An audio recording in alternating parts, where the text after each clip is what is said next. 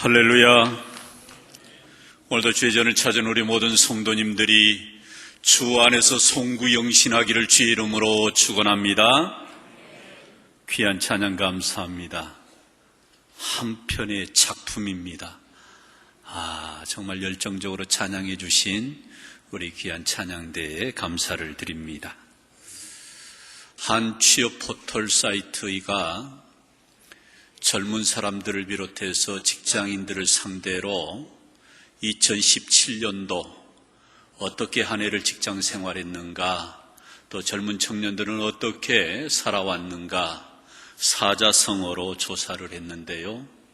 직장인들의 경우 1위는 다사다망이라고 하는 한자성어를 선택했습니다. 정말 한 해를 되돌아볼 때 눈꽃 뜰 새 없이 바빴다라는 거지요. 그러나 그렇게 바쁜 가운데서도 정작 수확은 없었다라는 겁니다. 이게 너무나도 슬픈 이야기지요. 또 대학을 마치고 취업을 준비하는 젊은 청년들에게, 구직자들에게 어떻게 한 해를 보냈는가 사자성어로 그들의 삶을 조사했는데 1위가 고목사회, 그렇게 했어요. 나무라는 것도 생리적으로 오래되면 그래서 바짝 말라버리고 고목이 되어서 한 줌의 채가 되어버리는 것처럼 이곳저곳 직장의 문을 놓고 하고 두드리고 시험을 보았지만 별로 얻은 결과가 없이 직장의 문이 열려지지 않은 채 아무런 의욕 없이 한 해가 마감되어지는 젊은이들의 아픔이 이 지금 취업에 대한 설문조사에 그렇게 드러난 거지요. 엊그저께 뉴스에 우리 가계부채가 사상 최고치를 경신했다라고 말합니다. 무려 가계빚이 1,400조 원.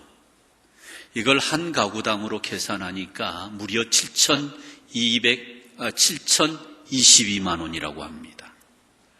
그러니까 해마다 가계 부채가 좀씩 늘어나는데 작년의 경우는 거의 5% 이상 가계 부채가 급증했다라고 말을 해요.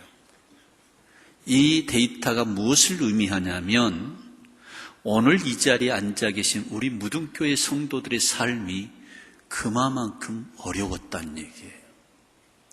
여기에 고목 사회라고 하는 걸로 세상을 희화화했지만 그러한 삶을 반영해주는 청년들의 부채가 42%나 급증했다. 굉장히 급하게 부채가 늘어났다는 거예요. 직장을 들어가려고 했지만 직장을 들어가지 못한 청년들, 취업생들, 결국은 주거비용, 생활비용으로 내가 현재 삶을 유지하는 데 비용적인 것은 많이 발생했지만 수입이 없었다는 거예요. 그러다 보니 청년들의 경우도 그리고 우리 성도들의 삶의 가계에도 부채가 늘어났다라는 얘기예요. 한 해를 갈무리하면서 우리가 이렇게 한 해에 뿌듯하고 하루 한 해를 잘 살아왔다 이렇게 우리가 올 한 해를 결산해야 되는데 그러지 못한 상황을 우리는 이런 뉴스를 통해서 우리가 우리의 삶을 들여다보는 겁니다. 지금 많은 기업들이 연말 기업 재무제표를 발표하지요. 아마 내년 2월 정도면 4, 4분기 또는 하반기에 대한 재무제표가 다 기업에 대한 그런 공개로 아마 신문에 나올 것 같아요. 그런데 중요한 것은 60%가 넘는 기업들이 적자 경영을 했답니다. 대기업 몇 개 기업을 빼고는 대부분 중소기업, 기업의 재무제표를 이렇게 발표하는 기업들은 거의 적자 경영, 즉 마이너스 성장을 했다. 이게 너무 가슴 아픈 이야기죠. 올 한 해는 뭔가 우리 기업이, 우리의 산업이 잘 풀려질 걸로 기대하고 그렇게 출발을 했는데 올 한 해를 마감하면서 결산 대조표를 보니까 이게 너무나도 그들의 어깨에 이런 적자라고 하는 경제적인 큰 부담이 더 가중치로 그들에게 안겨진 겁니다. 참으로 우리 사회가 언제쯤 풍요롭게 한 해를 결산할 수 있을까? 아득하게만 느껴지는 그런 분위기가 아닌가 싶어요. 그러면서도 우리가 금년 한 해를 어떻게 살아왔는가 인생의 결산이 필요합니다. 내가 과연 신앙으로 어떻게 살아왔는가? 내가 믿음으로 얼마만큼 내가 하나님 앞에 믿음의 진보를 이루면서 살아왔는가? 결산이 필요하다는 거예요. 많은 사람들이 그저 우리의 삶을 결산하지 못하고 한 해를 마무리하고 새해를 맞이하는 경우가 많습니다. 그러나 우리 믿는 자들은 반드시 결산이 있어야 됩니다. 왜냐하면 오늘 본문 히브리서 4장 13절에 명확하게 우리의 결산을 받으시는 분이 계시는데 그분이 예수 그리스도요, 더 궁극적으로는 하나님이심을 소개합니다. 우리 오늘 본문의 말씀 13절 한번 같이 읽습니다. 지으신 것이 하나도 나타나지 않음이 없고 우리의 결산을 받으실 이의 눈앞에 만물이 벌거벗은 것 같이 드러나느니라. 우리 믿는 성도들이 반드시 우리의 신앙의 고백으로 고백해야 될 것은 우리 모든 인생은 하나님 앞에 결산을 받아야 된다라는 것. 기업들은 나름대로 자산 그리고 부동산, 동산을 다 조사해서 자신들이 거기 재무제표에다가 수치를 올리는 거지만 그러나 우리 하나님 앞에 우리는 그런 재무제표를 내놓는 게 아닙니다. 그냥 우리 모두가 우리의 결산을 받으실 하나님 앞에 서게 되면 모든 만물이 벌거벗은 것처럼 드러나 버린다는 거예요. 이게 신비로운 거죠. 그러므로 우리의 인생은 한 해를 매듭 지을 때마다 우리는 반드시 우리 스스로가 이 결산에 대한 신앙의 고백을 가지고 한 해 끝자락에서 이 결산에 대한 애행 연습을 하기를 주의 이름으로 축원합니다. 장차 우리 모두는 하나님 앞에 서게 돼요. 그러면 우리는 반드시 내가 살아왔던 삶에 대한 결산이 하나님 앞에 이루어지는 것입니다. 내가 감추고 싶고 내가 숨기고 싶고 그것을 빼고 싶지만 그것은 불가능한 거예요. 그냥 드러나는 거예요.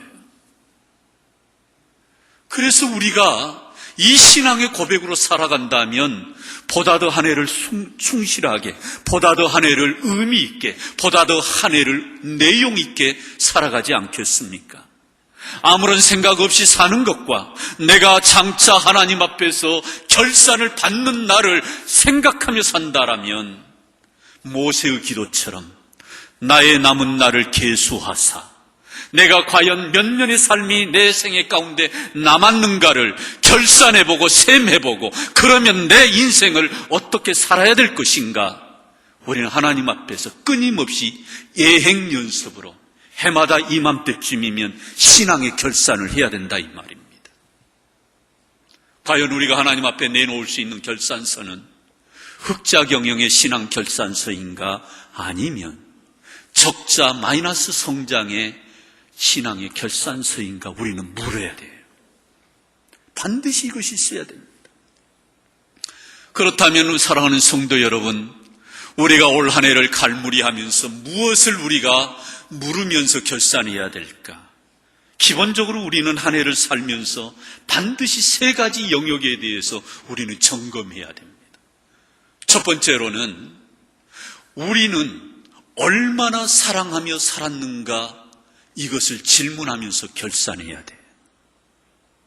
한 율법사가 예수님에게 찾아왔습니다. 그리고 묻습니다. 이 수많은 성경의 율법 가운데 가장 큰 계명이 무엇입니까? 성경의 율법으로 보면 하라 하지 말라 이렇게 구분되어져 있는 613가지의 이 율법 가운데에 어느 계명이 제일 크냐 이 말이에요. 이 율법사가 질문했다라고 하는 것은 본인 스스로가 율법의 어떤 내용이 중요한가를 사실은 어느 정도 아는 사람입니다. 그런데도 예수님에게 묻습니다. 시험하고자. 그런데 우리 예수님은 마태복음 22장에서 명확하게 두 가지로 모든 율법을 이렇게 정리합니다. 우리 함께 같이 읽으실까요? 내 마음을 다하고 목숨을 다하고 뜻을 다하여 주 너의 하나님을 사랑하라 하셨으니 이것이 크고 첫째 되는 계명이요 둘째는 그와 같으니 내 이웃을 내 몸과 같이 사랑하라. 아멘. 우리 예수님은 이 성경의 두툼한 이 수많은 하나님의 말씀을 명확관하게 두 가지로 두 줄로 요약해 주셔요. 먼저는 내 마음을 다하고 목숨을 다하고 뜻을 다하여 주 너희 하나님을 사랑하라. 이게 첫째 되는 계명. 이것이 크고 첫째 되는 계명이다. 또 둘째는 그와 같으니. 그와 같으니가 중요해요. 첫째 계명과 둘째 계명이 차등이 있고 그래서 첫째가 중요하고 둘째가 덜 중요하고 이런 개념의 논리로 말씀하신 것이 아니라 그와 같으니 내 이웃을 내 자신 사랑하는 것처럼 사랑해라. 한마디로 말한다면 얼마만큼 우리가 사랑하고 사느냐에 대한 그러한 관심을 우리 하나님은 끊임없이 우리를 향하여 갖고 계시다라는 거지요. 우리가 하나님을 사랑할 때 마음을 다하고 목숨을 다하고 뜻을 다하고 힘을 다하여 사랑한다고 했을 때 과연 우리가 구체적으로 보면 하나님을 어떻게 사랑하지요? 말로만 하나님 사랑합니다. 이것이 하나님 사랑일까요? 우리가 하나님을 향한 사랑의 진정한 신앙의 표현은 예배로 나타나는 거예요. 하나님의 성전에 올라오는 것으로 나타나는 것입니다. 구약 성경의 인물 가운데 하나님 앞에 사랑받았던 한 인물은 단연코 다윗입니다. 다윗은 자기의 삶의 치명적인 실수를 했지요. 왕의 힘을 가지고 권력을 가지고 남의 양을 취한 것입니다. 남의 아내를 가로챈 거예요. 그리고 완벽하게 그러한 수많은 그러한 자기의 허물을 죄를 은폐하기 위해서 완전 범죄를 노려서 전장에 나가 있는 이 아내의 남편을 죽인 겁니다. 그런데 하나님 앞에서는 이러한 것이 숨겨질 수가 없는 거죠. 그래서 만물이 벌거벗은 것처럼 하나님 앞에 드러나는 것처럼 이 모든 다윗의 죄악이 하나님 앞에 드러난 것입니다. 하나님은 나단 선지자를 보내어서 다윗의 죄를 지적하고 책망합니다. 그리고 마침내 이 다윗은 하나님의 벌을 받습니다. 자기가 침상에서 눈물이 젖도록 기도합니다. 그러나 그 자식이 죽어버려요. 하나님의 진노와 하나님의 심판을 받은 거지요. 그럼에도 불구하고 이 다윗이 하나님의 사랑을 입은 데에는 하나님 앞에 쓰임받고 장차 나중에 자기의 혈통을 통해서 이 다윗이라고 하는 혈통의 가문을 통해서 우리 예수님이 오시는 이 복을 받은 것은 단 한 가지입니다. 하나님을 사랑하는 신앙의 고백이 늘 그는 있어 왔던 거예요. 하나님의 진노가 임하고 하나님의 심판이 있고 그러한 가운데서도 하나님을 사랑하는 이 마음만큼은 다윗은 흐트러지지 않은 거예요. 대부분의 사람들이 시험을 당하면, 어떤 어려움을 당하면, 어떤 하나님으로부터 책망을 받고 하나님의 진노를 사게 되면 우리가 하나님 사랑하는 신앙의 열정이나 그 신앙의 순수한 고백이 퇴색되어 버릴 때가 많아요. 그러나 다윗은 그러지가 않았어요. 비록 하나님의 심판을 받았음에도 불구하고 하나님의 지적을 받았음에도 불구하고 그는 항상 하나님을 찬양합니다. 그래서 그가 고백하기를 시편 18편에서 나의 힘이 되신 여호와여 내가 주를 사랑하나이다 고백하는 거예요. 나의 힘이 되신 여호와여 그럼에도 불구하고 저는 주님 사랑합니다. 이 신앙의 고백이 저와 우리 모두의 고백되기를 주의 이름으로 축원합니다. 어려울 때, 힘들 때, 심지어는 하나님의 책망을 받을 때에도 나는 하나님 사랑합니다. 하나님의 법궤가 예루살렘 성전으로 올 때에 다윗은 너무너무 기뻤어요. 자기의 옷에 바지가 흘러내리는 줄도 모르고 열정적으로 하나님의 임재가 이곳에 임하게 된 것을 기뻐하면서 그는 춤을 추었던 거예요. 왕의 혁대가 고무줄처럼 느슨했을까요? 그렇지가 않습니다. 웬만해 가지고는 바지가 흘러내려가지 않는 것입니다. 얼마나 기뻐서 춤을 추었으면, 격정적으로 기뻐했으면 그의 바지가 내려갔겠어요. 그만큼 다윗은 하나님을 사랑한 사람이에요. 시편 122편 1절 이하의 말씀에 보면 사람들이 내게 말하기를 여호와의 집에 올라가자 나에게 그렇게 말할 때에 내 영혼이 기뻐하였다라고 다윗은 노래해요. 누가 나와 함께 하나님의 성전에 나아가자, 누가 나와 함께 하나님께 예배하자라고 말할 때에 나는 기뻐하였도다. 왜요? 나의 힘이 되신 여호와여 내가 주님 사랑합니다. 이 신앙의 고백으로 다윗은 살아왔어.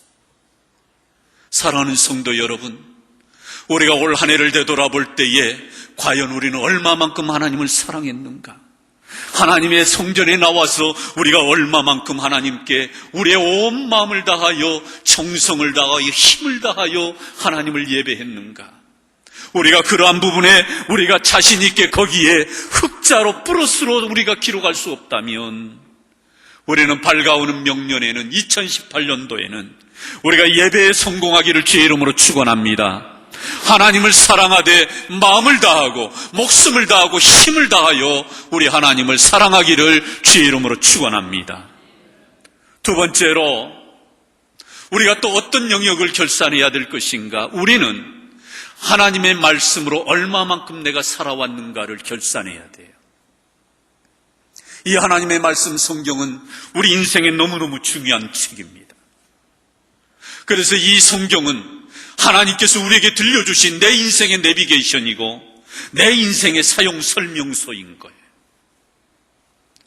이 말씀을 펴면 이 말씀 속에 내가 무엇을 붙들고 살아야 될 것인지, 내가 어떠한 길로 걸어가야 될 것인지 명확하게 하나님의 말씀 우리에게 그 방향과 길을 제시해 주는 거예요. 내가 어디를 향해 가야 될지 모른다고요? 내가 어떠한 삶을 살아야 될지 모른다고요? 하나님의 말씀을 가까이 하지 못했던 결과이기도 해요. 하나님의 말씀을 가까이 하면 어떤 유익이 있습니까? 정말 하나님의 말씀을 주야로 묵상하고 이 말씀을 가까이 하면 일상아리만큼 우리 자신이 하나님과 동행이 이루어지는 삶이 이루어진다는 거예요. 하나님을 자꾸 가까이 하고 싶고 하나님을 늘 바라보게 되고, 그러다 보면 내가 하나님과 동행하는 이러한 유익함이 하나님의 말씀을 가까이 할 때 일어난다는 거예요. 이 하나님의 말씀을 가까이 하면 또한 무슨 일이 일어나느냐? 자꾸 죄가 싫어지는 거예요. 내가 하나님의 말씀을 가까이 하면 나의 적나라한 그런 육체적인 욕망이 드러나게 되면서 추악한 나의 모습을 보게 되고, 그래서 실제적으로 죄를 멀리하게 되는 삶, 이러한 삶을 추구하게 되는 거예요. 죄를 멀리하게 되면 어떻게 됩니까? 그만큼 내 인생에 나의 삶에 하나님의 은혜가 임하고 평강이 임하고, 그리고 형통한 복을 우리가 경험하게 되는 줄로 믿습니다. 한국교회 초창기 130년 전입니다.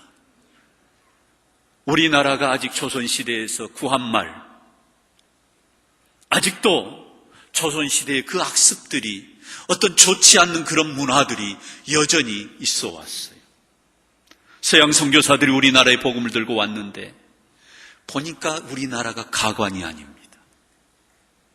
인습에 쩌들어 있고 미신에 사로잡혀 있고, 집안의 남편들은 거의 술로 살고 투전판에서 노름을 하고, 집에 들어가면은 폭력을 행사하고 구타하고, 그러니 잘 살 수가 없는 거죠.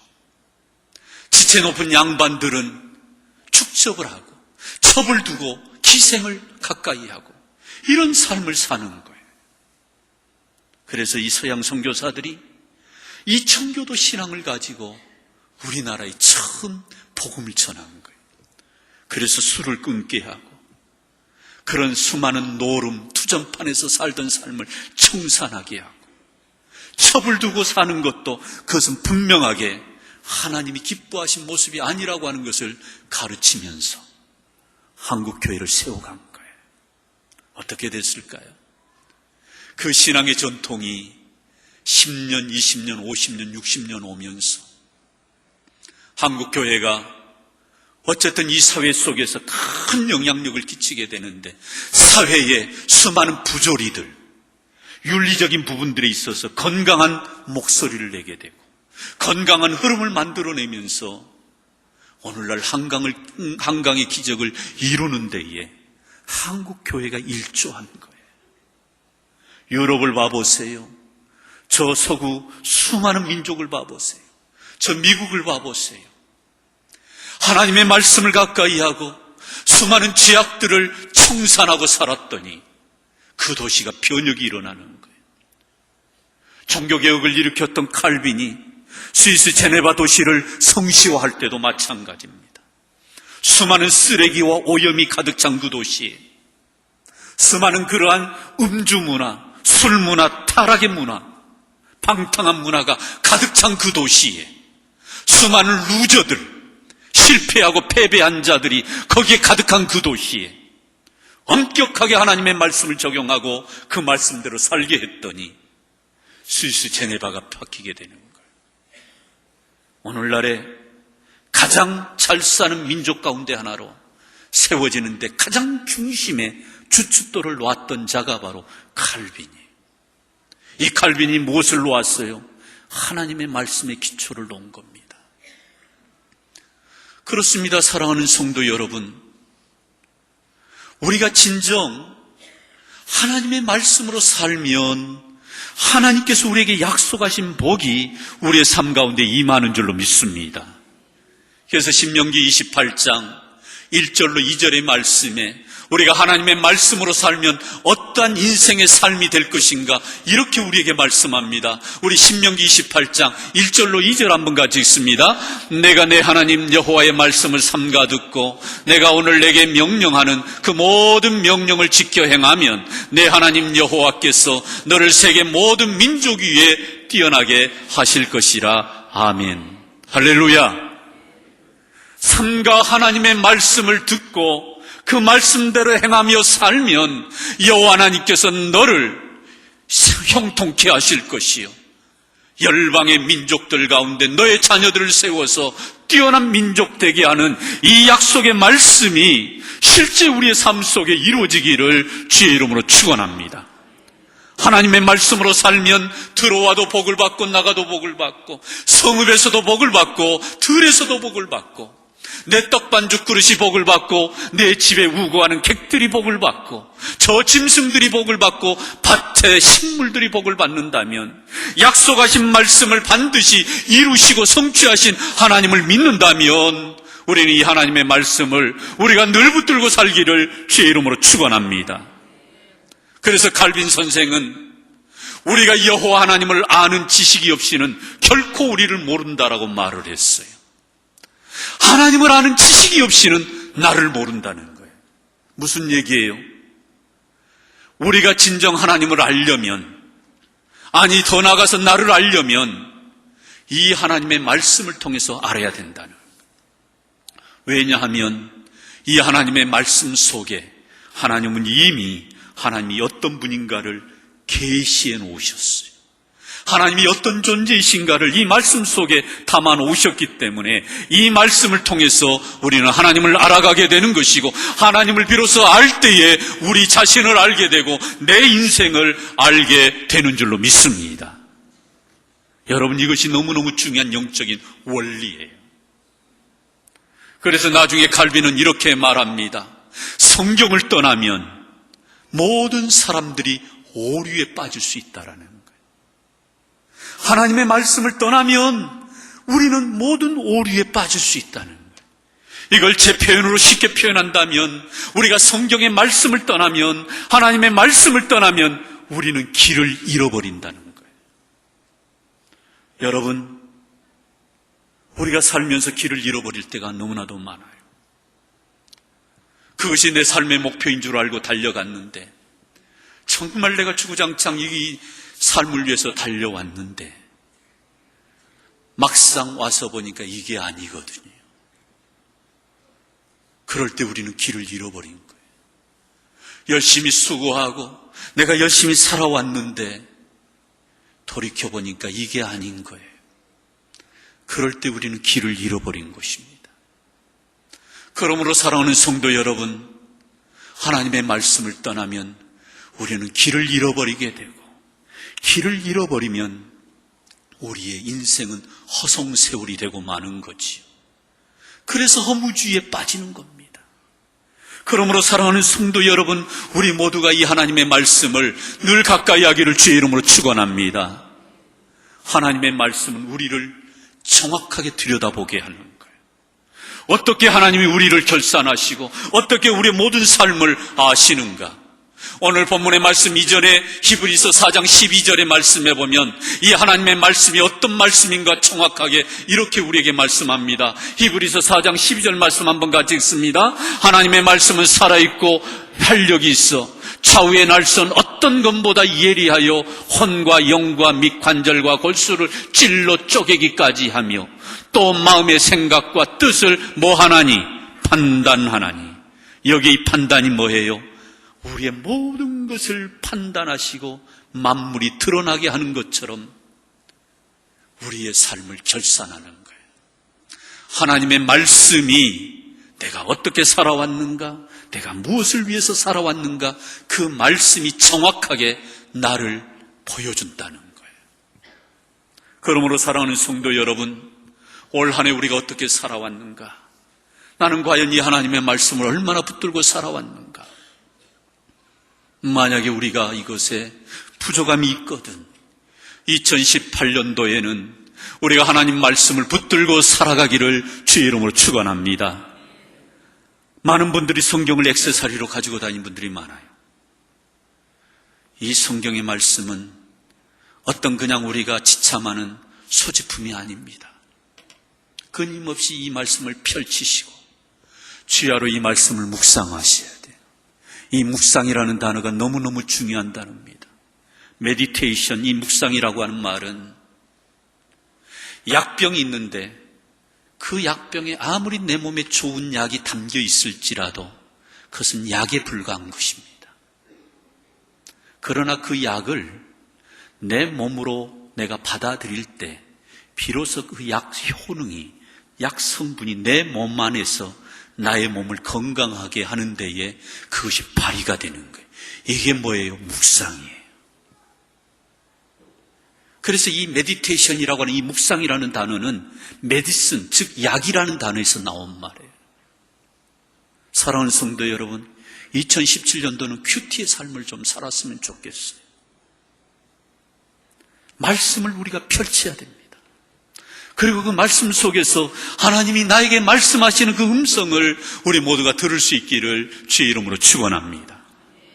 그러면 내 인생의 길을 잃어버리지 않습니다.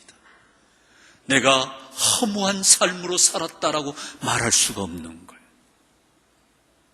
마지막 세 번째로 우리가 또한 반드시 물어야 될, 결산해야 될 또 하나의 영역이 있다면 우리는 얼마나 충성하였는가라는 것을 결산해야 됩니다. 마태복음 25장을 보면 달란트 비유가 나오지요. 달란트 비유에 보면 주인이 3명의 종을 부릅니다. 그리고 그 사람을 부를 때에 각각 그 재능대로, 마태복음 25장에 보면 21, 2절에 보면 각각 그 재능대로 어떤 사람에게는 5, 어떤 사람은 3, 어떤 사람은 1 달란트를 맡기고 떠납니다. 여러분, 이 달란트 비유의 핵심이 뭐냐면 크게 보면 2가지예요. 하나는 각각 그 재능대로입니다. 많은 사람들이 이 달란트 비유를 보면서 오해하는 경우가 있어요. 왜 하나님은 차별하냐 이 말이에요. 주려면 5 달란트 똑같이 주시지 누구는 5, 누구는 3, 누구는 1를 주느냐 이 말이에요. 여러분, 이것이 차별일까요? 그렇지 않습니다. 하나님은 그 일을 맡길 때에 재능대로, 은사에 따라, 능력에 따라 맡기시는 거예요. 그래서 감당할 수 있는 사람에게 많이 주는 거지요. 5 달란트. 조금 덜 감당할 수 있는 사람에게 2 달란트를 주는 것입니다. 줘도 감당하기 어려우니까, 힘에 부치니까 1 달란트를 주는 거예요. 그렇다고 우리 하나님은 사람을 차별하시거나 사람에 대해서 균등하게 대하지 않으신 분이 아니라는 거예요. 왜냐하면 마침내 돌아와서 이 종들을 불러서 결산할 때에 분명하게 그들이 5 달란트 남기고 2 달란트 남긴 자들에게 우리 예수님은 중요한 표현으로 똑같이 글자 하나도 안 틀리게 말씀하십니다. 잘하였도다 착하고 충성된 종아, 네가 적은 일에 충성하였음에 내가 많은 것을 내게 맡기리니 내 주인의 즐거움에 참여할지어다. 5 달란트라고 더 많이 칭찬하고 2 달란트 받은 자라고 덜 칭찬하고가 아닙니다. 동일합니다. 잘하였도다 착하고 충성된 종아. 그러므로 우리 주님의 관심은 얼마만큼 네가 충성했느냐, 여기에 관심이 있는 거예요. 이게 이 달란트 비유의 핵심입니다. 그런데 1 달란트 받은 종은 오히려 주인을 향하여서 24, 5절에 이렇게 말합니다. 주인을 향하여 당신은 굳은 사람이라. 심지 않는 데서 거두고 해치지 않는 데서 모으는 줄을 내가 알았으므로. 뭘 알아요? 지금 이 1 달란트 받은 종의 마음은 불만이 가득한 거예요. 왜 차등하냐 이 말이지요. 왜 저 사람은 5이고 저 사람은 2 사람이고 나는 왜 하나밖에 아니냐. 차별로 받아들인 겁니다. 저는 시골에서 아버지 농사일을 많이 거들었던 사람 중에 한 사람. 그래서 제가 초등학교 6학년 때부터 지게질을 했어요. 그러면서 지게질, 쟁기질, 갈구질, 낫질, 삽질, 썰애질, 질자를 제가 다 띄었어요. 여러분, 이 질자를 떼려면요 1-2 번 해갖고는 안 됩니다. 적어도 몇 년을 해야 돼요. 일이 하도 많고 비는 오고 일손은 없으니까 우리 아버님에게 우리는 일꾼으로 보인 거예요. 그런데 일을 맡길 때 담배를 따도 고추를 따도 항상 저는 5두룩, 10두룩이에요. 내 동생들 4살, 5살 어린 동생들은 3두룩, 2두룩이에요. 늘 저는 불만이었죠. 그럼 왜 그렇게 맡깁니까? 제가 힘이 세고 키가 크고 형이니까 감당할 만하니까 맡기는 거예요. 막내 동생에게 10두룩 맡기고 나한테 2두룩 해봐요. 우리 막내 동생은 가출합니다. 여러분, 재능대로 주신 거예요. 그러나 중요한 것은 하나님이 그것이 크든 작든 내가 충성했느냐. 그래서 우리 주님 물으십니다. 착하고 충성된 종아. 사랑하는 성도 여러분, 우리 모두는 하나님 앞에 받은 직분들이 있어요. 그 직분 앞에서 우리가 반드시 결산해야 될 우리의 질문은 과연 나는 얼마나 충성했느냐 질문을 해야 돼요. 가르치는 일에, 찬양하는 일에, 기도하는 일에, 전파하는 일에, 섬기는 일에 내가 얼마만큼 충성했느냐. 많은 사람들은 세상 이름 내려고 세상 일을 적극적으로 하는 사람들이 있어요. 이해갑니다. 또 순수한 봉사의 마음을 가지고 수많은 연약한 자를 섬기는 것 너무너무 귀한 것입니다. 믿지 않는 사람들도 내가 가지고 있는 재능을 기부해서 그 어려운 사람들을 도우려고 몸부림치면서 또 순수하게 충성하고 헌신한 사람들이 얼마나 많습니까? 그렇다면 사랑하는 성도 여러분, 우리가 하나님 앞에 몸된 교회를 섬길 때에 우리도 우리의 직분을 따라 충성하는 주의 일꾼들이 되기를 주의 이름으로 축원합니다. 이 달란트 비유의 또 하나의 핵심은 결산에 있다는 거예요. 결산이 반드시 있다는 거예요. 주인이 돌아와 회개할세. 그 회개가 뭐예요? 결산이지요. 우리 예수님께서는 마침내 그 공생의 3년의 사역을 마치고 그러면서 우리 예수님이 요한복음 17장에서 예수님의 대제사장적 기도를 할 때 분명하게 우리 예수님은 이렇게 고백을 합니다. 아버지께서 나에게 하라고 주신 일을 내가 이루어 아버지를 이 세상에서 영화롭게 하였습니다. 우리 예수님도 하나님 앞에서 받은 바 그 소명이 있었는데, 그 사명이 있었는데 그 사명을 가지고 이 세상에서 하나님 아버지를 영화롭게 했습니다. 우리 예수님도 십자가를 짊어지기 전에 결산한 거예요. 그리고 마침내 십자가에서 뭐라고 말씀해요? 내가 다 이루었다. 하나님이 나에게 하라고 주신 일을 내가 다 이루어서 드디어 저 이 결산서 내놓습니다. 그 얘기죠. 사랑하는 성도 여러분, 우리의 결산을 받으실 하나님 앞에 우리도 이 결산의 삶이 있기를 주의 이름으로 축원합니다. 다니엘서 5장에 보면 느부갓네살 왕의 아들인 벨사살 왕이 그야말로 향락에 취해가지고 문무백관 대소신료를 모아놓고 잔치를 왕궁에서 벌립니다.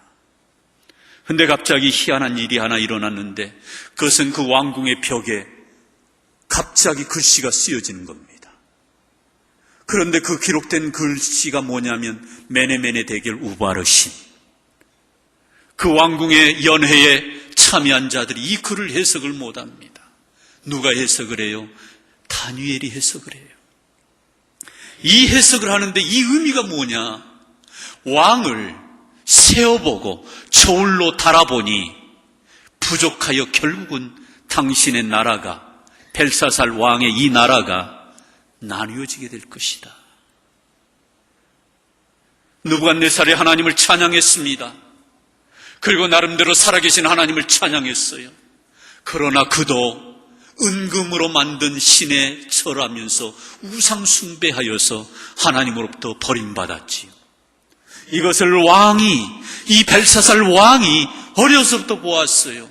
자기 아버지가 하나님 앞에 이와 같이 자기의 삶을 아름답게 마감하지 못하는 이러한 아버지의 모습을 본 거예요. 그런데 이 아들도 은금나무로 수많은 그러한 철로 신상을 만들어 놓고 우상에게 절하면서 마침내 하나님을 떠나버린 거예요. 이때 하나님이 이 왕에 대해 결산합니다. 메네메네 데겔 우바르신. 저울로 달아봤는데 함량이 미달되었다는 거죠. 사랑하는 성도 여러분, 우리는 2017년 이제 불과 몇 시간을 남겨두고 있어요.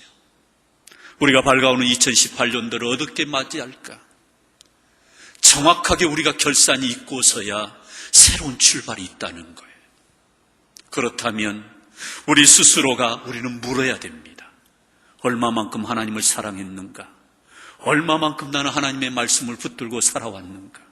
얼마만큼 하나님이 나에게 주신 직분에 충성했는가? 물으시고 또 물으셔서 부족함이 있거든, 저울로 달아보았는데 함량이 미달되었거든, 우리가 2018년도에는 새롭게 결단하기를 주의 이름으로 축원합니다. 그러므로 이 자리는 장차 우리가 먼 훗날 하나님 앞에서 결산받으시기, 그 자리를 우리가 미리 앞당겨서 애행 연습하는 것이라고 한다면 우리가 정말 우리 자신들을 살피고 또 살펴서 하나님 앞에 우리의 신앙의 아름다운 결산서를 내놓을 수 있는 저와 우리 모두가 되시기를 주의 이름으로 축원합니다. 은혜로우신 아버지 하나님, 참으로 우리가 어떻게 살아야 할 것인가? 정말 우리 하나님이 분명히 우리에게 말씀해 주셨는데 얼마만큼 우리가 하나님을 사랑하고 얼마만큼 하나님의 말씀을 우리가 순종하며 살아왔는가? 얼마만큼 이 직분 앞에 우리가 충성하고 헌신하며 살아왔는가? 우리 자신을 살피며 이 신앙의 고백을 가지고 금년 한 해를 결산하고 부족함이 있거든, 저울에 달아보았는데 아버지 안에 함량 미달이 되었거든, 우리가 2018년도에는 새롭게 결단하며 이 믿음으로 승리하는 2018년을 맞이하게 하여 주시옵소서. 예수님 이름으로 기도드리옵나이다. 아멘. 귀한 말